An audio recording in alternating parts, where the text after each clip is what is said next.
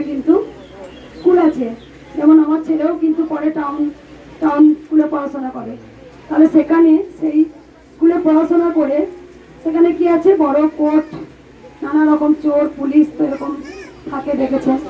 আর একটা কথা বলে দিই, দ্বিতীয়ত কথা যে অনেক জায়গায় দেখবেন মসজিদ আছে, সেখানে স্কুল আছে, যেখানে মন্দির আছে স্কুল আছে, সেখানে অনেক ক্ষেত্রে আছে। কিন্তু কৃষ্ণকালী মায়ের পিছনে কেন পড়ে আছে, কারণ তো সবাই জেনে গেছে যে কেন পড়ে আছে।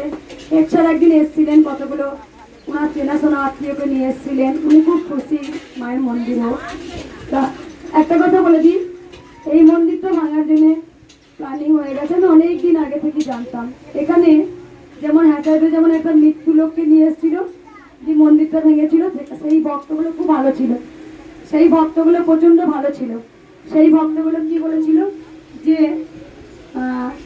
ওখানে ভক্তগুলো বলেছিল মায়ের তো কোনো দোষ নেই, যদি কারো মৃত্যু লেখা থেকে মৃত্যু হবে।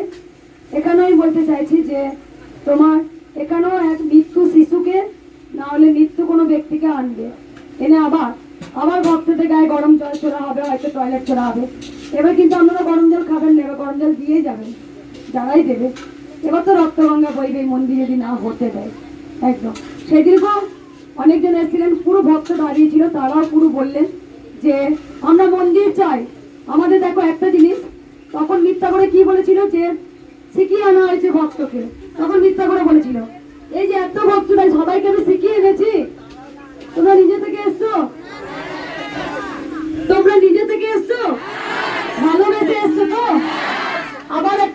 আবার করবে, কোনো মৃত্যু ব্যক্তিকে আনবে, নাহলে কোনো মৃত্যু শিশুকে আনবে, দিয়ে নিয়ে এসে আবার মন্দিরটা ভাঙবে। এটা পুরো একদম সাজানো হয়ে গেছে। এটা আমি বুঝতে পেরেছিলাম যে কোনোভাবে পারলো না, এবার একটাই পথ পেয়েছে, ওইভাবে মন্দিরটাকে পুরো ভাঙবে, সেটা আমি জানি। তা যাই হোক, আমি কৃষ্ণকালী মায়ের ওপরে ছেড়ে দিয়েছি, যে আর ভক্তদের ওপর ছেড়ে দিয়েছি। এবার তো ভক্তরা পুরো একদম খেপে যাবে যদি আবার মন্দির ভাঙে, আমি জানি। আর ভালো থাকবেন, সুস্থ থাকবেন, আর কিছু বলবো না। আমি খুব এই যে এত মালায় নিয়ে এসছে মায়ের চরণে দিয়েছি, ঠিক আছে সকল ভক্তগণ।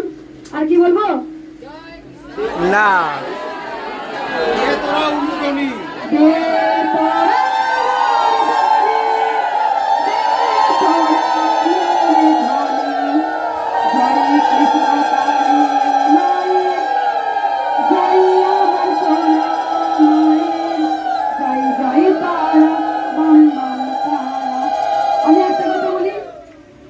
যেটা আমার হাজবেন্ড কেন বারণ করেন আমাকে, উনি একদম ঝুট ঝামেলা পছন্দ করেন না, একদম না। সেই জন্য উনি আমাকে সবসময় বারণ করে। আমি জানি, কারণ এগুলো বলার দরকার আছে, কিভাবে মন্দিরটা ভাঙা হবে। আজকে আপনারা অনেক উপকার পেয়েছেন মা, শাড়ি কেন নিয়েছেন, উপকার পেয়েছেন মা, একটু শুনি, বলো মা, বলো বলো, এদিকে নিয়ে আন।